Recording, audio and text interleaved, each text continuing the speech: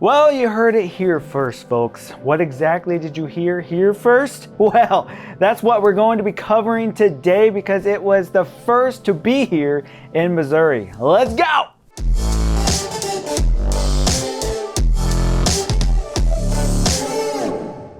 Hey guys, my name is Jesse Weiser. I'm so glad you're here. I am a local realtor here in Springfield, Missouri, and here are the things Missouri was first to do, or invent, or make, somewhere along those lines. But today is gonna be a good one. I'm so excited to go over all of this. Also, if you want to see even more content by us, go on over to our Jesse Weiser channel where we post more personal content of me and the team. Also, if you're interested in moving to the Springfield, Missouri area, please let us know. We would love the opportunity to be able to help you find a home here, and we would make it easy for you. Just fill out the form in the description below and we will reach out to you directly. Now, let's get started. For this first one, we are going to go way back to the beginning of civilization in this region of the United States. Did you know Missouri has the oldest permanent European civilization west of the Mississippi? This spot would have to go to the town of St. Genevieve. This one makes total sense because it's right next to the Mississippi River where a lot of trade was done along this area back in the day. And so this would have been a prime spot as well. This was found in 1735 to 1745. We kept finding a few different dates. I don't know what date it is, but if you want to go into more detail, you can definitely research that stuff. But it was found before the United States became the United States. The Declaration of Independence was proclaimed 30 to 40 years later, to give you a reference. Also, have you ever wondered why there was a kindergarten? Like, why kindergarten? Shouldn't that be like first grade and it goes all the way up to like 13th grade instead of 12th grade? Well, this was intentional. A woman named Susan Elizabeth Blow felt the need to open a school after being inspired by philosopher Frederick Froebel, say that a billion times fast, Frederick Froebel, while traveling in Germany a few years earlier. So she opened up a school in St. Louis called Des Perez in 1873. For those aged 4 to 6 years old, the playful elements of these schools, things like songs, blocks, plays, and sandboxes, were essential for the children who were beginning their education. The name kindergarten is actually German, Kinder referring to children and Garter meaning garden. Did you know Missouri's most iconic first is Mickey Mouse? When Walt Disney first began his career, it was in an office studio in Kansas City called Laugh-O-Gram Studios. Mickey's first appearance was in Steamboat Willie in 1928. There was a man there named Iwerks who first drew the animation and designed Mickey Mouse. He was never properly credited but still managed to have a successful career. Obviously, Walt Disney continued to make more with Mickey Mouse, and it's become the face of one of the most successful industries out there. Now, do I really need to tell you how popular it is? No. So we will move on. Oddly enough, this next section is all related to planes. The first one being the most famous is Charles Lindbergh in the Spirit of St. Louis. His plane was sponsored in part by Charles and by a group of businessmen from St. Louis, thus came the name, and resulted in making history as the first nonstop solo flight across the Atlantic Ocean. This flight was from Long Island to Paris on May 20th through 21st in 1927. It ended up taking him 33 and a half hours to complete. Its wingspan stretched 46 feet and weighed 2,150 pounds empty. If you haven't heard of him, this journey made him a celebrity back in the day. It was amazing. Along with that, we also had the very first successful parachute jump from a moving airplane. This was done in 1912 by Captain Barry in St. Louis. They climbed 1,500 feet into the air. He situated himself on a trapeze bar attached to the front of the plane with the parachute in his pack and jumped. He later said, "Never again. I believe I turned 5 somersaults on my way down. My course downward was like a crazy arrow."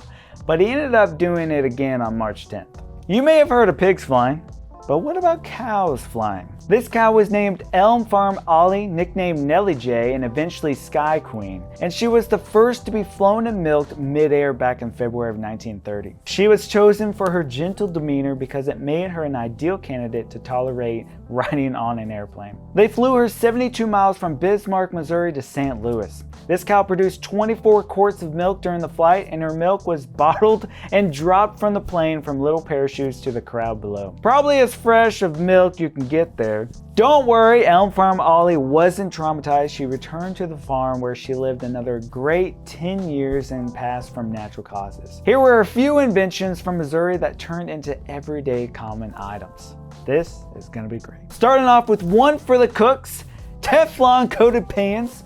This invention came from Marion A. Trezzolo in Kansas City back in 1961, who began his company by producing plastic-coated utensils and magnetic stirring rods. Eventually, he moved to frying pans and ended up with an invention called the Happy Pan. This in turn led to pans being non-stick. As you can see, nothing sticks to a happy pan. This, of course, has become a staple for most kitchens, and you will see them everywhere today. This next one, a huge one, and I mean literally, because we're talking about the monster truck. Yes, back in the year 1979, a man named Bob Chandler in Ferguson modified an F-250 to sit on tires measuring 48 inches tall. That big.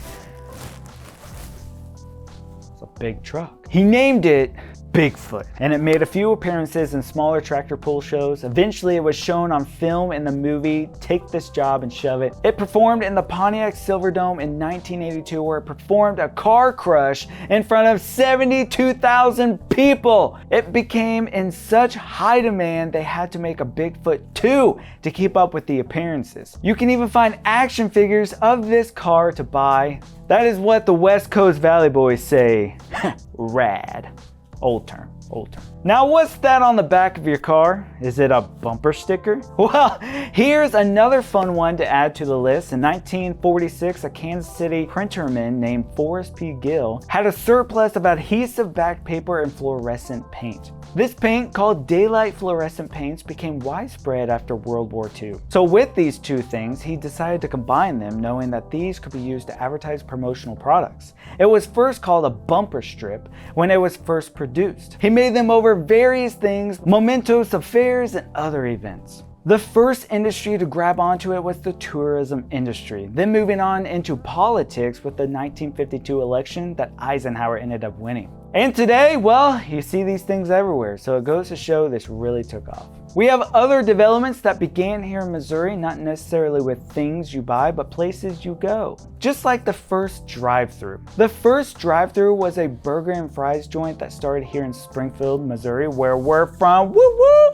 back in 1947. This place was called Red's Giant Hamburger and existed on Old Route 66. The owner, Sheldon Red Cheney, meant to add the full name of Hamburger onto the name, but it didn't fit on the sign, so that's how it ended up with its name, Hamburg. This drive-thru opened a year before In-N-Out, so it goes to show how long ago this was. This served as a way for people to get their food fast. I suppose that's why they called it fast food. Do you know not all theaters used to have more than one screen in their theater? Well, back in 1963, AMC theaters got the bright idea they could double their revenue by showing movies on different screens. Their president, named Stan Durwood, came up with this idea of multiplex movie theaters. They opened their first multiplex in the Ward Parkway Shopping Center of Kansas City, Missouri, with 2 screens. Yeah, you heard it here first. 2 screens. That way they could double their revenue with only 1 box office and concession stand. Eventually he opened up a 4-plex, then a 6-plex, and it began to set a new trend for theaters. Other theaters began to add more screens to movie theaters. I don't think I've ever seen a single screen movie theater to date. Hope you guys had fun with this one. We certainly did. We will be making a part 2 of this, and I'm going to link it right above here. This one is exclusively just food, which makes sense because this is the Midwest and we love our food. Be sure to check it out right up here or over here, depending on where we put it. Also, you know the drill. Be sure to like and subscribe and get on out of here. Have a great day, guys, and I'll see you in the next video right over there. What exactly did you hear here? What exactly did you hear here?